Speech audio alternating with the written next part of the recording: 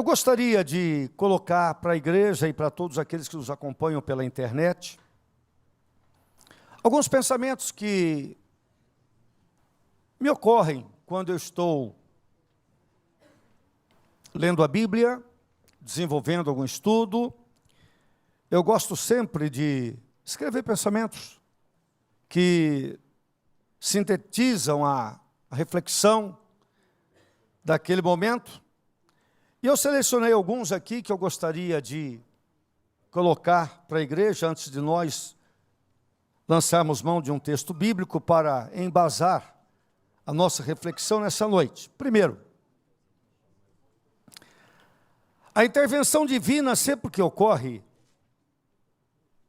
nos proporciona um poder de reação vitorioso. Essa reação é nossa responsabilidade. Vou repetir. A intervenção divina, sempre que ocorre, nos proporciona um poder de reação vitorioso em qualquer circunstância. Essa reação é nossa responsabilidade. Deus te dá todas as possibilidades para reagir. Se você não reagir, problema teu. Deus fez a parte dele. Outro pensamento. Deus, com sua competência, Ele torna as coisas difíceis fáceis. E nós, com a nossa incompetência, tornamos as coisas fáceis difíceis. Deus, com a sua competência, Ele torna as coisas difíceis fáceis. E nós, com a nossa incompetência, tornamos as coisas fáceis difíceis. Terceiro pensamento. Deus pode não me atender com elegância, mas me atende com eficiência. Nem sempre a resposta de Deus virá na tua vida com etiqueta, mas funciona. Posso ouvir um amém? Amém. Eu amo esse silêncio aqui, não é de igreja fria não, é de igreja que pensa. Amei ver o pastor colocando essa reflexão para a igreja. Eu li no muro de uma faculdade uma certa vez: a geração que nos condena é a que não nos educou. Tem muitos pais chorando hoje a própria omissão que ele teve na criação dos filhos alguns anos atrás. Uma real aproximação de Deus exclui a análise dos fatos meramente na dimensão do raciocínio humano e aceita a possibilidade do milagre. Vou repetir. Uma real aproximação de Deus exclui a análise dos fatos meramente na dimensão do raciocínio humano e aceita a possibilidade do milagre. Traduz isso, pastor. Pois não. Você está administrando algo que no âmbito da lógica não tem solução. Não há nenhuma possibilidade de sucesso na administração que você está fazendo. Você só se empenha em administrar para não ser acusado de uma passividade irresponsável. Então você está tentando administrar algo que está além da sua capacidade. Enfim, não tem solução até isso ser apresentado diante de Deus. Hebreus diz assim: aquele que se aproxima de Deus é necessário que ele creia que Deus existe. E que é galardoador, é a relação custo-benefício. Você pagou para se aproximar de Deus, você tem um benefício. Aquele que se aproxima de Deus é necessário que ele creia que Deus existe e que é galardoador daqueles que o buscam. Então eu parafraseei desta forma: uma real aproximação de Deus não é se emocionar no culto. Porque num ambiente desse, com música boa, palavras boas, a gente se emociona. Isso não é adoração. Você está tendo alguns estímulos, mas a adoração vai muito além disso. A adoração, ela aparece mesmo quando você não tem nenhuma emoção. Pode estar no monte de cinza como Jó, cheio de enfermidade, mas ainda adora. Deixa eu citar um último pensamento aqui, para parar de filosofar, e aí eu vou para a Bíblia. Um dia, eu sofri uma decepção muito grande. Você já teve alguma decepção na sua vida? Que pergunta, não? Se não teve, vai ter. O senhor veio aqui para profetizar problema? Não preciso. Jesus já fez isso. No mundo tereis. Ele disse, vinde a mim, todos vós que estáis cansados e sobrecarregados, e eu vos... Ele pode falar porque ele banca. Mas ele se vira para os aliviados e diz assim, ó, no mundo tereis aflições, hein? Ué, então não adiantou nada, Jesus. O Senhor me alivia, mas eu vou ter aflição. Exatamente, o paraíso não é aqui. Estamos indo para lá.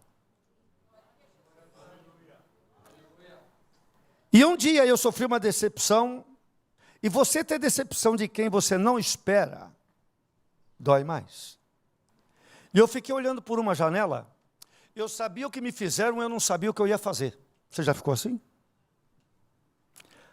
Você sabe o que te fizeram, você não sabe o que você vai fazer. E quando eu fiquei olhando por uma janela, por nada, perdido, olhar perdido, Deus me deu um pensamento. A presença de Deus em minha vida repara danos e compensa perdas. Segundo livro de Reis, capítulo 13. Enquanto você localiza o texto, eu vou sintonizar você com o contexto histórico. Segundo livro de Reis, capítulo 13. Israel, ele vive amedrontado por uma sombra ameaçadora, que é a Síria, um poderoso exército na época. Israel se acha fragilizado, empobrecido. Seu exército foi reduzido muito,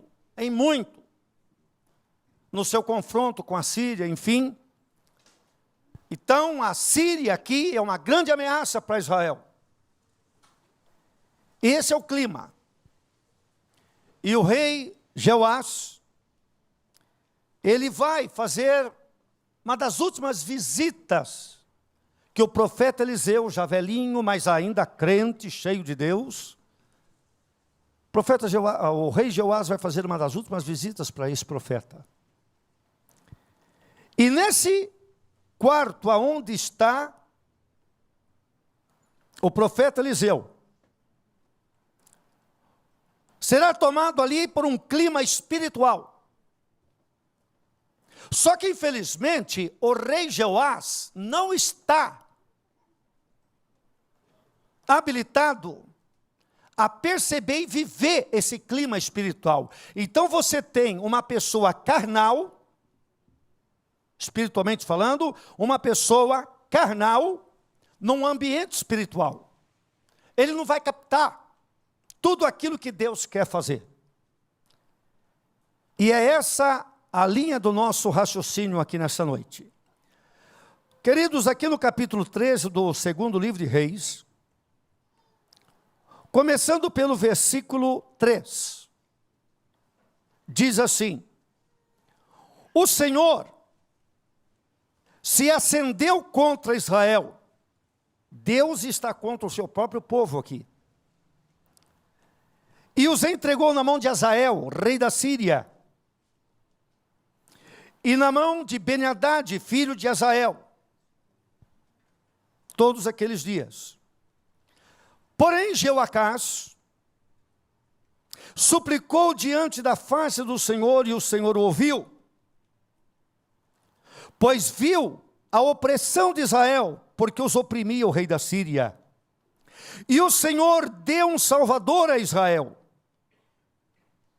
E os filhos de Israel saíram de debaixo das mãos dos sírios e habitaram novamente nos seus lares como antes.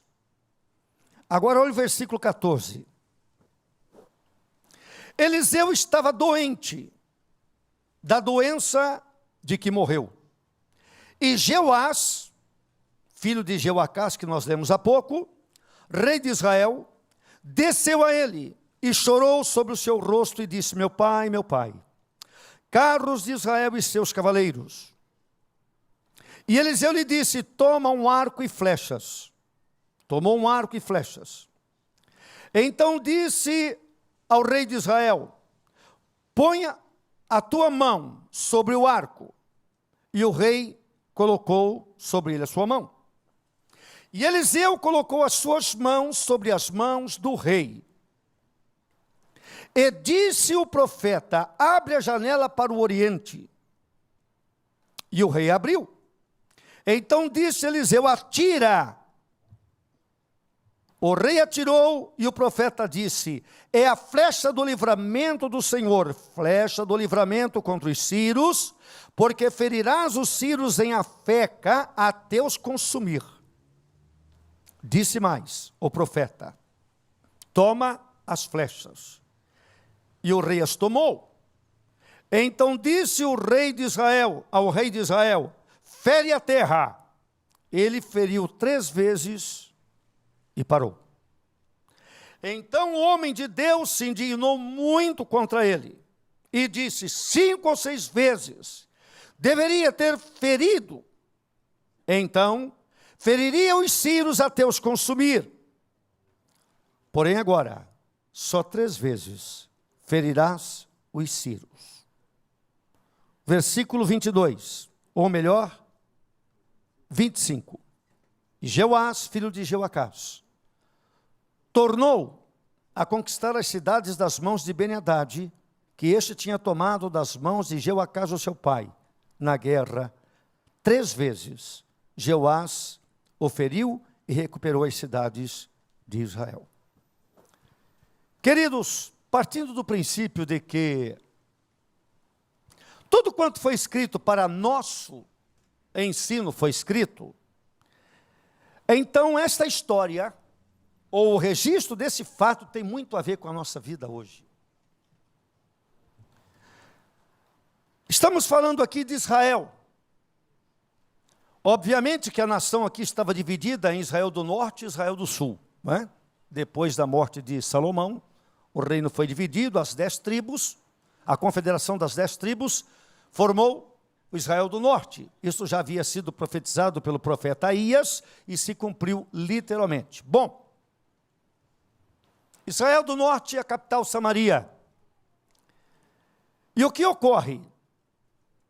Houve muita instabilidade governamental neste lado norte de Israel.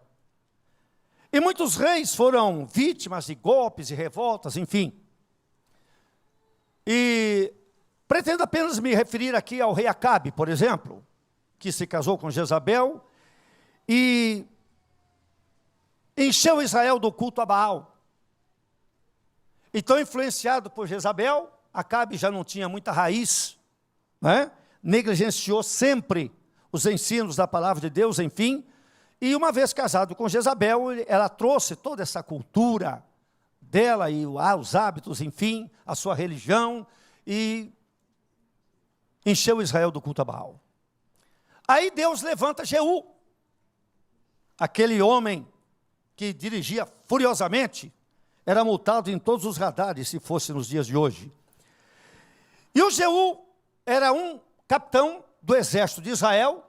Acabe já tinha morrido, era o seu filho Jorão, que estava no comando. E Deus, então, através do profeta Eliseu, o profeta Eliseu chamou um dos moços, dos profetas, e falou, vai, vê onde está Jeú, e unge-o com esse azeite aqui, rei de Israel. E quando o moço ungiu Jeú, Deus tomou o moço, e ele disse para Jeú, olha, é para você exterminar com a casa de Acabe. E Jeú prestou um grande serviço mesmo, limpou tudo. Aí Jeú, então, reina. Depois de Jorão, né, o filho de Acabe. Acabe já tinha morrido. Muito bem. Jeú está reinando. Ele prestou um grande serviço a Deus. Mas ele não andava no temor de Deus. E vai aqui, queridos, uma observação. Além de nós prestarmos um grande serviço a Deus, você tem uma voz maravilhosa para cantar? Amém. Você tem um dom para administrar maravilhoso e você usa isso na obra de Deus? Amém. Isso é vida de serviço. Mas nós, como adoradores, além de ter uma vida de serviço, nós temos que ter uma vida de adoração. Vida de serviço é uma coisa. Você gostar de contribuir com a obra, amém, isso é muito bom. Isso é muito bom. Mas a vida de adoração é aquela vida que você cultiva uma comunhão íntima com Deus. E o Jeú não tinha isso. E, pastor, a raposa da idolatria cresceu na vida dele. E o Jeú, comprometido com a idolatria, ele não terminou bem. Resultado, o seu filho Jeoacás o sucedeu no trono. E aí vem aquilo que nós acabamos de dizer aqui. A geração que nos condena é a que não nos educou. Jeú não foi um bom exemplo espiritual para os seus filhos. Jeoacás, que sucedeu o pai no trono, ele também continua com aquela idolatria. E é aí que nós iniciamos a leitura aqui nessa noite. Devido a esse estado de coisas que confrontava a vontade de Deus, porque muitas vezes nós conscientemente, teimosamente, de maneira rebelde, nós cultivamos uma condição em nossa vida que se opõe ao plano de Deus para a nossa vida. Isso é rebeldia. E como Jeoacás, ele continuou no pecado do pai, com idolatria. Então a Bíblia diz aqui que o Senhor se acendeu contra Israel. Eu costumo colocar, queridos, aonde ministro, o seguinte pensamento: a justiça de Deus faz divisão entre sua misericórdia e seu juízo. Repetindo, a justiça de Deus faz divisão entre sua misericórdia e seu juízo. O prazer de Deus é usar de misericórdia, sempre. Mas, se eu e você não valorizarmos a disposição misericordiosa de Deus, por causa da justiça dele, ele tem que entrar com o juízo. Porque ele não vai ser conivente com a nossa vida na prática do pecado e da iniquidade.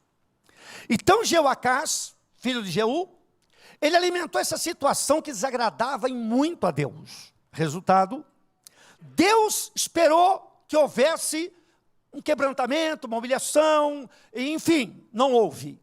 Então Deus permitiu um sofrimento, e usando a Síria como vara do seu juízo. E o que ocorre? Israel empobreceu muito. A Bíblia diz que a Síria, ela estragou a nação de Israel. A sua economia, o seu exército, matou muita gente e tal. O Jeoacás está vivendo toda essa situação caótica.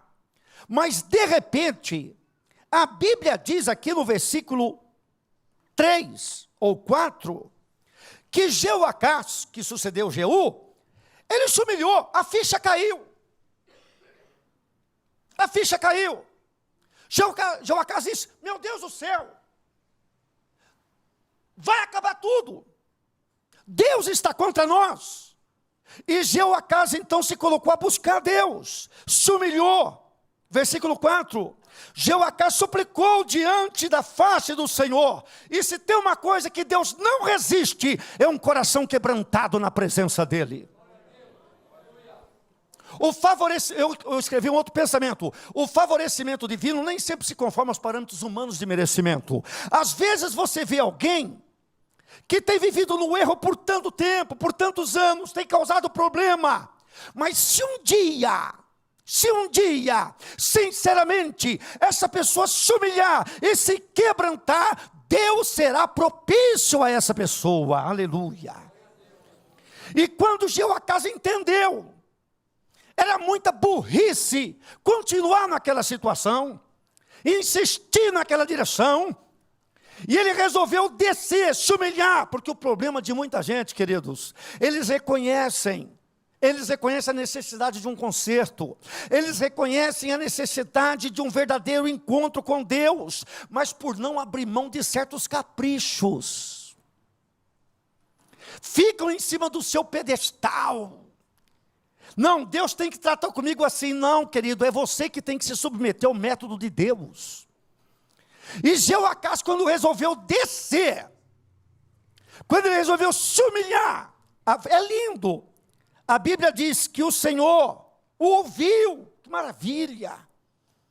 Não importa quanto o homem tem errado, se em um determinado momento ele parar para clamar, Deus ouve, porque a sinceridade naquele clamor. E aí então, a Bíblia diz que o Senhor ouviu e propiciou um livramento. Maravilha! E a Bíblia diz que Israel saiu debaixo do domínio da Síria. Israel não tinha exército, queridos, não tinha capacidade bélica para confrontar a Síria, mas veja o que a humilhação de um rei fez. Pelo fato do rei Jeoacás se humilhar diante de Deus, de alguma forma, eu ainda não descobri como foi que Deus fez isso nesse momento aqui, mas a Bíblia diz, deu um livramento para Israel. Queridos, há famílias que estão se desintegrando, famílias. Mas quando o sacerdote da casa, o pai ou a mãe, se coloca diante de Deus, começa a se humilhar diante de Deus, há livramento para essa família, aleluia. Não importa, querido, o volume da pressão contrária, o nosso Deus é maior, aleluia. Por isso que eu li a frase, queridos, a intervenção divina, sempre que ocorre, nos proporciona um poder de reação vitorioso. Não importa o que está à tua volta, você e Deus é maioria. Queridos, tem algo na minha vida que eu amo. Deus me desperta toda madrugada para orar, mas é toda madrugada. Deu 3:30 da manhã, Deus me tira da cama. Não é eu que vou para a cama, eu preciso olhar. Não. Eu durmo, não preciso de celular, nada. Deus vem lá de madrugada e me chama para orar, mas assim, some que eu sei que é hora de orar. E aí, levanto, acordo primeiro, para não chamar Jesus de Genésio, vou lá para a sala e ponho o rosto no chão. Porque, pastor, eu tenho vinhas em flor. Eu tenho 2 netos que precisam sobreviver no meio dessa geração corrompida. O dia que eu vi o meu neto, de 3 anos de idade, acordar de manhã e falar para minha esposa, celular, não pediu uma madeira. Aí eu chamei a minha filha para uma conversa, falei, nunca mais eu quero ouvir isso, nunca mais. Queridos, e um dos motivos pelos quais eu glorifico a Deus por esse hábito na minha vida, é que lá de madrugada, eu tenho netos, eu tenho nora, eu tenho genro, eu tenho filhos, eu tenho esposa, e eu ponho todos ali na presença de Deus, e o inferno tem que respeitar. Defenda a tua vinha, defenda a tua vinha, com exemplo e com vida de oração, aleluia. E aí, queridos, o que ocorre? O Jeoacás, quando clamou a Deus, pediu misericórdia no meio daquela bagunça, então Deus propiciou um livramento. Amém. Agora Israel continua ainda empobrecido, precisa se recuperar economicamente, as lavouras, enfim, só que não tem mais aquele domínio, percebe? Não tem mais aquele domínio ferrenho da Síria sobre eles. Eles já estão em um processo de reconstrução. Maravilha. Aí o Jeoacás falece, filho de Jeú. Aí quem vai governar agora é o tal do Jeoás, que vai até visitar o profeta Eliseu aqui. Preste atenção, queridos. O Jeoacás, ele se humilhou, não sei se quase no fim da vida. E Deus propiciou então esse alívio nessa situação caótica. Ora, e ele morre. Cabe ao seu filho agora, Jeoás, dar prosseguimento. Percebe? O seu filho Jeoás tem que dar prosseguimento a esse processo de restauração, de reconstrução. O pai dele, Jeoacás, clamou a Deus, Deus propiciou um livramento. E agora ele precisa dar prosseguimento a esse processo de restauração. Então o Jeoás, ele tem que buscar Deus. Ele tem que realmente se dedicar a buscar o Senhor para manter esse processo de reconstrução. Mas a gente percebe que isso não aconteceu, queridos. E nós vamos agora nos deparar com uma realidade. Jeoás está reinando e o profeta Eliseu, grande homem de Deus, está vivendo os seus últimos dias de vida.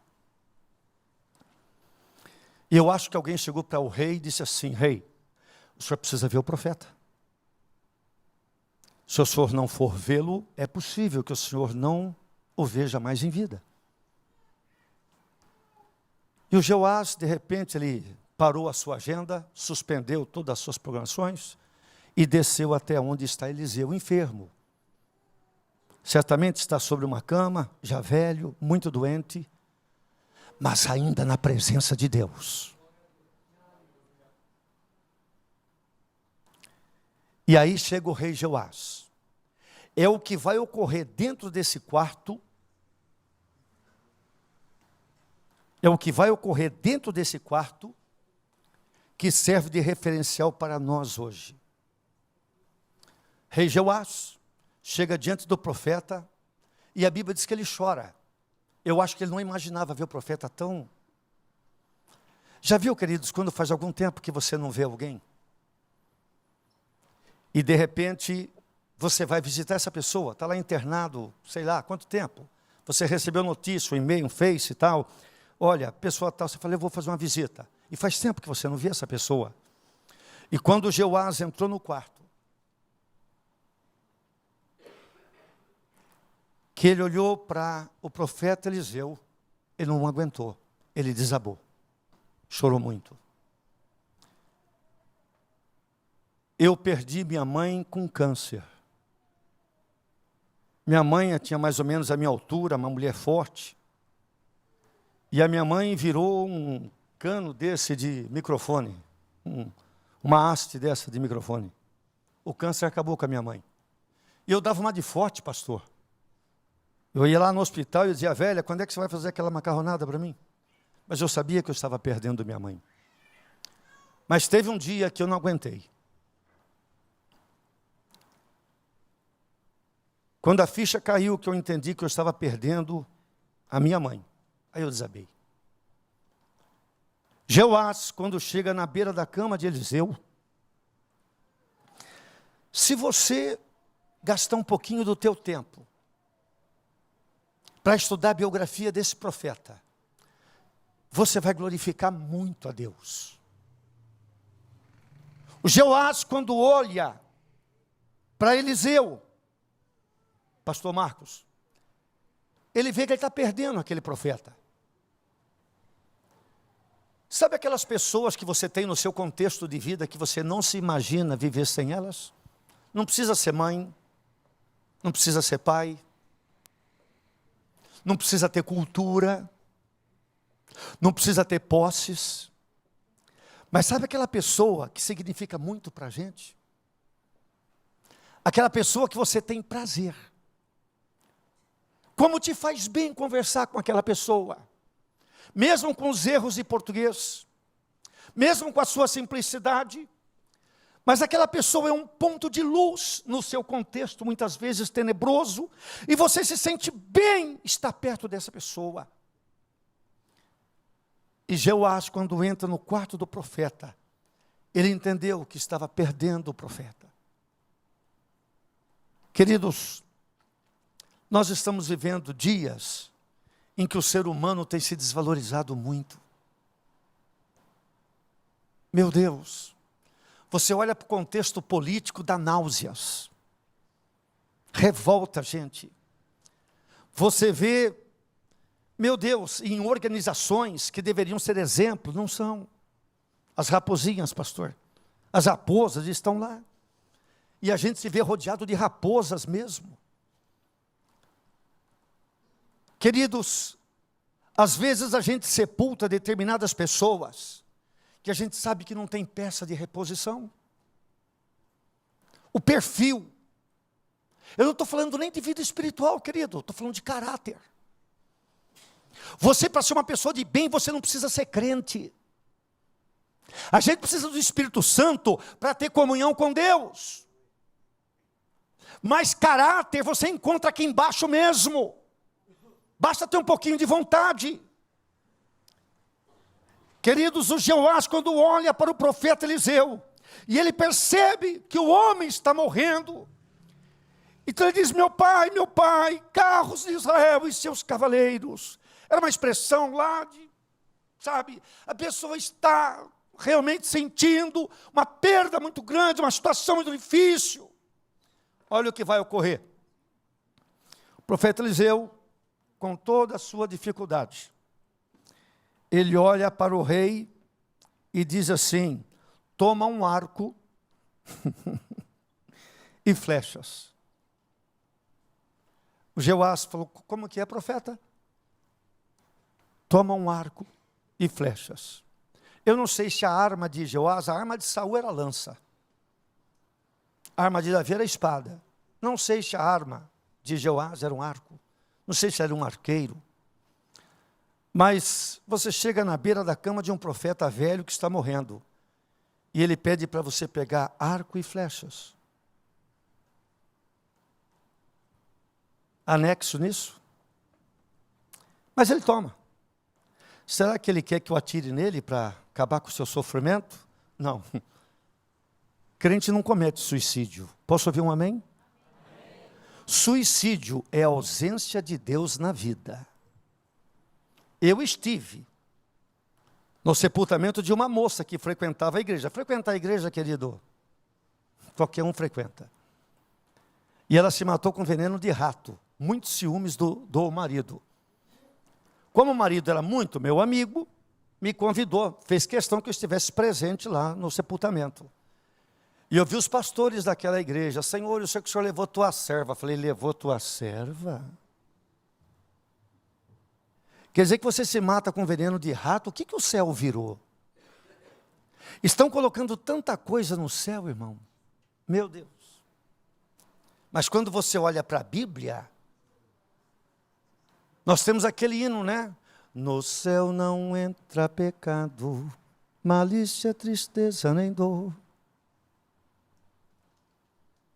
Queridos, quando Jeoás olha para o profeta Eliseu, o Eliseu disse: toma um arco e flechas. Ele tomou.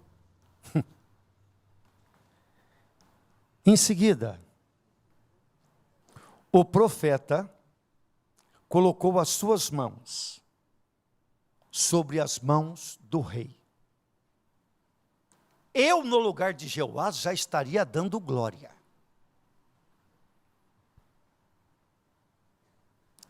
Eliseu é um homem de Deus. Aliás, falando em homem de Deus hoje, qual é o conceito que você tem de homem de Deus? Ah, tem um conhecimento teológico tremendo. Não. Não. Prega para grandes... Não. Homem de Deus? Começa com caráter. Começa com sinceridade. Então tem muita coisa hoje que parece, mas não é. O Jeoás, ele está naquele quarto. E o que vai acontecer dentro desse quarto agora, ganha uma dimensão espiritual. Só que o Jeoás não está preparado para isso. E o que eu tenho que ver com isso, pastor? Muito. Queridos, a gente vem para a igreja, né? Participar do culto. Amém. Aqui é um clima espiritual, amém? Ou pelo menos deve ser. Pelo menos hoje aqui está sendo. Aí resta a pergunta: em que condições eu e você estamos participando desse clima aqui? Porque não adianta você estar no meio de pessoas conectadas com o céu quando você não está. Não adianta você estar numa atmosfera tremendamente espiritual quando você não tem comunhão com Deus. Então tudo que ocorre no ambiente não te atinge, porque você não é receptivo. E porque não é receptivo, é falha em Deus? Não, é falha em nós. Você está com um lindo celular fora de área. A caixa é linda, mas não funciona. Queridos, o que está acontecendo dentro das nossas igrejas hoje é isso. Muita gente gosta do ambiente. Quem que não gosta, irmãos? O culto, sem contar o lado espiritual, já é uma terapia, ou não? Mas aqui é um lugar de adorar de verdade. Você tem que nadar no Espírito de Deus, aleluia. Mas isso tem uma condição prévia. Não adianta, querido. O que tem muita gente hoje se aproximando das igrejas é para a solução de problemas imediatos. São pessoas que querem estar na presença de Deus só por causa de uma circunstância difícil, adversa no momento. Então, sob pressão de circunstância, ela ou ele se aproxima. Meu Deus do céu, que pobreza, que pobreza. Eu e você não podemos, irmãos, ser aquele tipo de crente por resultados imediatos, não. Você está na presença de Deus porque você tem prazer em adorá-lo. Aí eu olho para Jó, aquele homem que tinha sido tão grande na sociedade dos seus dias, irmãos. Meu Deus, homem rico, respeitado, de repente está num monte de cinza lá, cheio de feridas, esquelético, mal cheiroso, moscas para todo lado, ele se cobrindo de cinzas e tal, e ali e tal, e coisa. Mas aquele resto de gente ali ainda adora. Ainda adora. Jó não era um crente por resultados imediatos, queridos. E de repente ele quer falar alguma coisa, aí você sabe como é que é, né? A pessoa que está ali terminal, irmãos, ele já não tem força nem para falar, mas ele se esforça, alguém fala, ele quer falar alguma coisa, vai lá. Alguém põe o ouvido lá e fala, fala Jó, o que você quer, Jó? E Jó só balbucia o seguinte: ainda que ele me mate, eu morro na presença dele. Isso é vida de comunhão, gente. Isso é vida de adorador, aleluia. Não se adora a Deus pelo que ele faz, se adora a Deus pelo que ele é, e ele é santo, aleluia. E Jeoás, quando está ali no quarto, toma um arco e flechas, ele tomou. Aí o profeta põe as mãos sobre as mãos do rei. Eu, no lugar de Jeoás, eu já estava glorificando a Deus. Falei, tem bênção aqui. Eu já vivi algumas experiências com Deus, irmãos. Talvez eu conte umas duas aqui. Primeiro, eu já vi Jesus. Moreno igual você. Esse Jesus loiro de olho azul, isso é mentira. Isso é preconceito de europeu. O Jesus que eu vi moreninho, irmão, e cabelo preto. Porque o Jesus que mostram hoje aí, está lá é Jesus, pôs uma corda no pescoço, vira Tiradentes na hora. Mas o Jesus que eu conversei com ele, é moreno, viu, Marco? Dê um glória a Jesus, viu? Nós vamos ser assim, o teu padrão. Nunca mais eu aceitei esses desenhos que fazem por aí. Eu não dá aqui, não tenho tempo de contar toda a experiência. Vou te contar uma outra. Jesus já me levou de uma cidade para outra em espírito. Lembra que Ezequiel, Deus pegou Ezequiel lá no rio Quebar, lá na Babilônia, e levou lá em Jerusalém para mostrar a podridão que tinha lá dos sacerdotes? Deus fez isso comigo. Eu estava orando na minha casa com um casal de obreiros. A ele, obreiro, a esposa dele, a minha esposa doente na cama. E de repente eu olhei para a irmã. Se você não acreditar, não tem problema, aconteceu do mesmo jeito. Só não abra a tua boca para zombar do que eu estou falando. Que aí você se vai ter com o Deus da Bíblia. E eu olhei para a irmã. Tem gente que não é crente, não acredita nisso. E nós estávamos ali, pastor, minha esposa na cama doente, eles vieram visitar a minha esposa. E eu olhei para a irmã e disse assim, irmã, eu vou dobrar o joelho aqui, e a senhora vai orar por mim e Deus vai te usar para falar comigo. Ela tomou um susto. Claro, é uma situação atípica. Como é que, irmão Marcos, como é que o senhor fala assim? Que, irmã, Se eu dobrar o joelho aqui, a senhora ela falou, orar, eu oro. Eu falei, pronto. Só ora. Eu dobrei o joelho. E ela começou a orar por mim. Quando ela começou a orar por mim, Deus me tomou, pastor, e me levou dentro de uma grande igreja. Óbvio que eu não vou contar tudo que Deus mostrou aqui, porque não convém. Não é o momento. Mas quando Deus me levou nessa cidade, é lá na capital, em São Paulo. Me levou lá na capital. Quando eu cheguei lá, apareceu o nome de um pastor. O nome de um pastor famoso, conhecido internacionalmente, autor de livros. Fulano de tal. No espírito, você não vê como você vê com o olho físico. Quem já teve essa experiência sabe do que eu estou falando. No espírito você vê atrás, vê em cima, porque você está no espírito.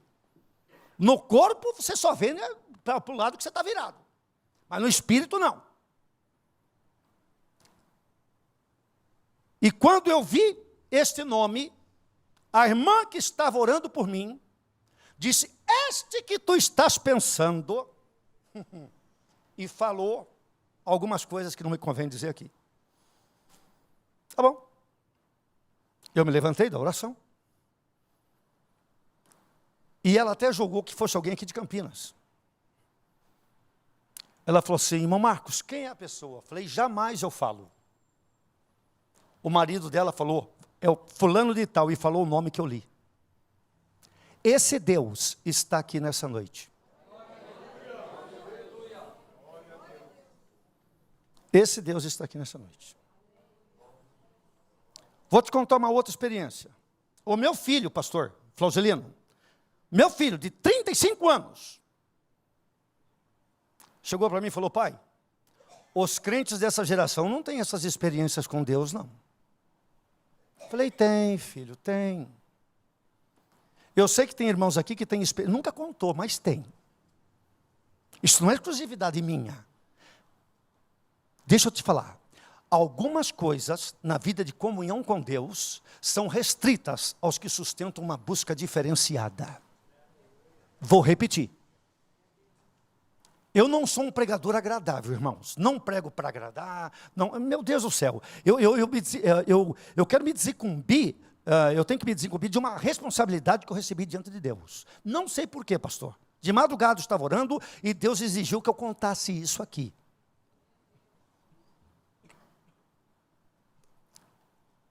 Eu estava andando na rua. Eu precisava comprar um carro, quando eu tinha a loja do seu lado lá, na General Osório. Eu precisava comprar um carro. E um domingo de manhã eu saí. Pastor, o senhor leu uma coisa, não tem problema. Queridos, deixa Deus fazer do jeito dele, amém? E eu precisava comprar um carro, e eu comecei a ir nessas feiras de carros, onde vende carros, eu precisava de uma picape para carregar os móveis. Foi lá no Extra da Abolição. Deus falou, não procure mais. E a loja do lado da minha estava entregando os meus móveis e cobrando pelas entregas, óbvio. Eu voltei, devolvi o carro que eu estava usando, porque o que eu tinha eu vendi. E de repente eu estava andando na rua, indo lá para a escola de cadetes. Minha sogra morava lá. E eu estou indo, chegando na rodoviária velha. E Deus, vou reproduzir o que Deus me disse no meio da rua. Ali hoje, onde é o açaí, né, ali na Senador Saraiva, era o Eldorado que pegou fogo antigamente. Muito tempo ficou um lugar vazio lá, vocês lembram disso. E se vendia carros lá. E eu estou indo da Vila Industrial para a rodoviária velha ali, para pegar o ônibus Proença, que é para o Chapadão. E eu estou indo na rua, pastor. Olha o que Deus me disse. Vai no Eldorado, obviamente que não era mais Eldorado, mas todo mundo chamava aquele espaço lá de Eldorado. Vai no Eldorado, lá tem um servo meu clamando a mim por uma resposta hoje. Tu serás o último a fazer uma proposta de compra para ele. Deus, esse Deus que está aqui nessa noite, falou tudo isso para mim, na rua. Nós estamos vivendo dias em que nem os crentes estão acreditando nessa realidade espiritual. Estou na direção de Deus. Estou confrontando aqui a incredulidade de muitos. Se não estou na direção de Deus, eu fiz um acordo com Deus, hein? Vou repetir, não gosto, mas eu vou repetir. Eu fiz um voto com Deus. O dia que no púlpito eu estiver usando o púlpito fora da direção de Deus, eu só tenho 7 dias de vida. Eu fiz isso diante de uma igreja, a igreja falou amém, e está selado. Então, se eu não sou homem de Deus aqui, se Deus não fala na boca desse mortal aqui, no próximo domingo, vocês vão saber que eu fui sepultado. Crê nisso ou não? Amém? Isso. Nós não estamos aqui brincando. Presta atenção. E eu estou andando na rua, não sei porque Deus mandou contar essa experiência aqui. É difícil contar isso, viu, pastor? Estou indo na rua, chegando ali na rodoviária velha, e Deus disse, vai no Eldorado, lá tem um servo meu, clamando a mim por uma resposta hoje. Tu serás o último a fazer uma proposta de compra para ele. Você está achando que eu fui? Fui nada. Falei, já é quase meio-dia. O pessoal está indo embora. Mas você sabe quando Deus fala contigo. Sabe. Eu dei uns passos e não tive coragem mais, pastor, de continuar fugindo. Fui lá. Cheguei lá, um crente. Nunca soube o nome dele, só sei o apelido, Zito. A filha dele cuidou dos meus filhos na creche no tempo do pastor Marinésio. Cheguei lá, ele, passa o senhor, irmão Marcos. Falei, olha, eu achei o crente. Eu tenho poucos minutos, né? Não, eu não estou entendendo bem ali, mas eu tenho 4 minutos? Ok. Passa o senhor, irmão Marcos. O que o irmão está fazendo aqui? Falei, eu vim comprar uma picape. Ele falou, eu tenho uma. Falei, Deus dos crentes. Falei, cadê? Era uma picape Fiat, igual aquela que o Rubens tinha. Eu reformei a minha para vender, que foi do cunhado do pastor Marcos, e eu vendi, só que aquele me mostrou, era um carro podre. O banco não caía no chão, porque tinha uma tábua lá no assoalho. Ele falou, esse aqui, eu falei, a paz do senhor, irmão, deve ter outro crente aqui. Não achei outro crente. Fui subindo a Senador Saraiva até na Campos Salles, onde tem uma autoescola ali. Não vou falar o nome porque eles me pagam um cachê. Cheguei na esquina da Senador Saraiva com a Campos Salles. Eu falei, Deus, cadê o crente que o senhor falou? Deus não falou que eu ia ser o último a fazer uma proposta de compra, porque Deus conhece o fim desde o começo. Deus sabe o quanto você vai enrolar para obedecê-lo. Eu estou ali na esquina. Eu falei, Deus, cadê o teu servo? Sabe o que Deus me disse? Você vai comprar aquele carro. Ah, eu fiquei muito bravo. Quem visse ali, pastor, na esquina, ia dizer tão novo e louco. Falei, de jeito nenhum, senhor. De jeito nenhum. Só que eu não saía de lá também. Aí como eu vi que eu não saía de lá também, eu falei, tá bom, senhor, eu vou voltar lá embaixo. Ele estava lá na curva, não tem um posto lá embaixo. Falei, eu vou voltar lá, senhor. Se o teu servo estiver lá, eu compro. Que lindo. Sabe como que eu voltei da Campos Salles lá embaixo? Assim, ó. É, pastor, pode enrolar, Deus te espera. Quando eu fui virando, fazendo a curva, pastor, eu profetizava para mim mesmo, esse que digo, servo, ele não vai estar lá. Você começa a inventar de tudo para não obedecer a Deus. Quando eu cheguei, que eu vi, ele estava no volante para ir embora.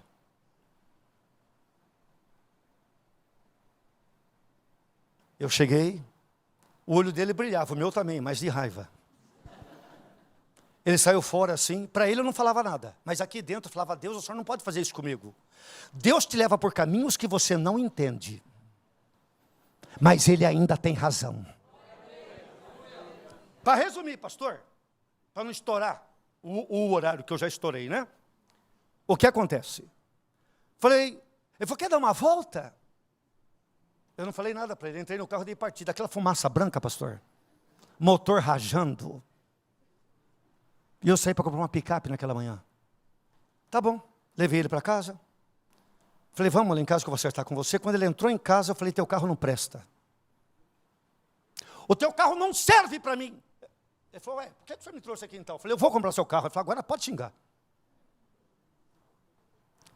Falei para ele assim, sabe por que eu vou comprar o seu carro? Porque eu estava indo almoçar, perto da rodoviária, e Deus falou que tinha um crente lá vendendo um carro, e eu tinha que comprar. Olha o que ele me respondeu. Irmão Marcos, a minha netinha está com câncer. Eu gastei tudo que eu tinha. E a última coisa que me sobrou é esse carrinho velho. E faz 30 dias que eu e a minha esposa estamos pedindo um comprador. Aí eu fiquei bravo de novo. Falei, você está vendo para quem sobrou? E faz 30 dias que nós estamos pedindo para Deus mandar um comprador. Por isso que Deus te mandou lá. Aí eu disse para ele, eu saí hoje para comprar uma caminhonete. E a caminhonete que eu saí para comprar, Deus vai me dar. Ele falou, vai. Paguei ele, foi embora. Levei ele para a casa dele. Fiquei 3 meses com aquele negócio. 3 meses depois, alguém ligou lá na loja. Quando Deus quer pôr algo na tua mão, Ele põe. Deus está falando contigo aqui, hein? Quando Deus quer pôr algo na tua mão, venha como vier, vai vir na tua mão. 3 meses depois, o telefone da loja tocou. O senhor que quer comprar uma caminhonete, uma perua Kombi, linda. Falei, eu não, querido, eu não. Há 3 meses atrás eu pensei em comprar, mas eu comprei um negócio aqui que nem de graça os outros querem. Não, mas o senhor não tem um comércio de imóveis? E o senhor, eu falei, Deus está usando a mula. Só que eu não falei no telefone, né? Eu falei, ô, meu amigo, onde é que você está? Jardim Ieda. A gente no centro da cidade, ele lá no Jardim Ieda. Falei, eu vou aí ver essa perua. Quando eu cheguei lá, irmãos, era tudo que eu precisava. Você conheceu. Aí eu dei logo uma murmurada, né, pastor? Que o crente para murmurar é uma bênção. Falei, está vendo, Deus? Há 3 meses atrás era isso que eu ia comprar. Fecha a boca, crente. Você tem que respeitar a cronologia divina. A gente quer tudo para hoje. Acha que Deus é um forno micro-ondas, aperta lá e sai. O que acontece? Eu falei, eu não tenho como comprar esse carro agora, essa picape. Eu falei, o senhor aceita 3 cheques pré-datados? Ele falou assim, do senhor eu aceito. Nunca me viu na vida, pastor. Me entregou o documento do carro, pegou os 3 cheques. Eu levei o carrinho velho para casa, voltei lá e peguei a perua, né? Vivo alegre e feliz com Jesus. Aí parei os 2 carros em frente de casa. Falei, Deus, eu preciso de 2 milagres. Um é vender o que o senhor me fez comprar. O outro é pagar o que eu acabei de comprar. O Collor tinha recolhido. Lembra que o Collor confiscou em 92? Não tinha dólar na praça, não tinha. Era cruzado novo, sei lá, mudou o dinheiro, enfim. Olha o que Deus faz. Eu acho que hoje você perde o medo do mercado aqui hoje. Eu comprei a perua, pastor, em 3 cheques de cruzados novos, sei lá, em 3 vezes. E anunciei a picape no jornal, sexta-feira. Na segunda-feira, abrimos a loja, chega lá um tapeceiro de Sumaré. Eu sou que está vendendo uma picape Fiat? Falei, Jesus, faz a obra. Eu quero ver. Falei, não está aqui, mas eu te levo lá. Ele entrou na perua, e eu levei lá na Vila Industrial. Eu nem desci da perua. Para quê? Eu não acreditava em nada, irmão. Sabe o crente que não acredita? É isso aí, tá? Fiquei na perua, ele desceu, ele deu uma olhada assim, nem ligou o carro, ainda bem. O Shekinah da glória ia aparecer lá. Ele olhou, nem ligou o carro. Deus está me usando aqui para trazer respostas para pessoas aqui. Você depende do movimento do mercado para o seu produto, Deus fala contigo nessa noite. Ele deu uma olhada lá, voltou em mim e falou assim, só tem um problema. Eu falei, só um? Ele falou assim, o senhor aceita dólar? Não tinha dólar, querido. Quem tinha dólar não abria mão. O que eu ia pagar na perua em 3 vezes em cruzado, ele me pagou em dólar à vista. Quando ele foi embora, falei, Deus, tira ele desse buraco. Passou-se 15 anos. É a conclusão do testemunho agora. Passou-se 15 anos, eu fui pregar em Guaxupé, congresso de jovens. Estou lá em Guaxupé, pregando. Terminou o culto, uma moça me abraçou por trás assim, cabelão longo. e me rodava assim, o senhor não me conhece. Falei, Jesus. Quando ela saiu, falei, querida, anjo você não é, porque anjo não usa fivela. Ela falou assim, o senhor não está me conhecendo? Falei, não. Eu sou aquela netinha com câncer, o senhor comprou o carro do meu avô, Jesus me curou e eu estou aqui. Vamos ficar em pé? Porque Ele vive,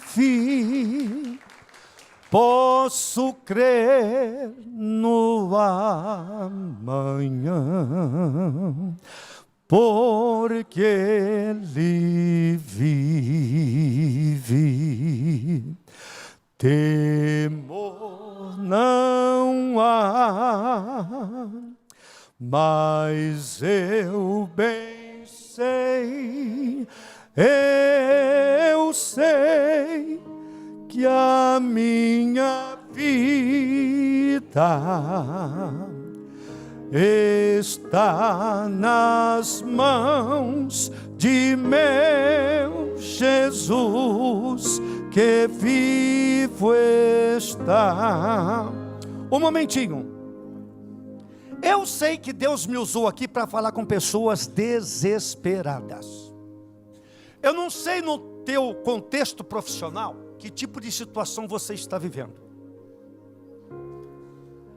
Mas Deus me trouxe aqui hoje para te dizer que o mercado está nas mãos dele. Aleluia.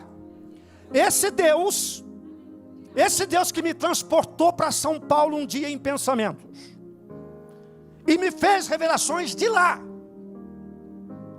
Esse Deus que me levou ao encontro de um homem desesperado, não tinha saída. Deus me usou para comprar o carro dele e ainda curou a neta dele. Então eu sou testemunha aqui. Eu sou representante aqui de um Deus que te dá vitória.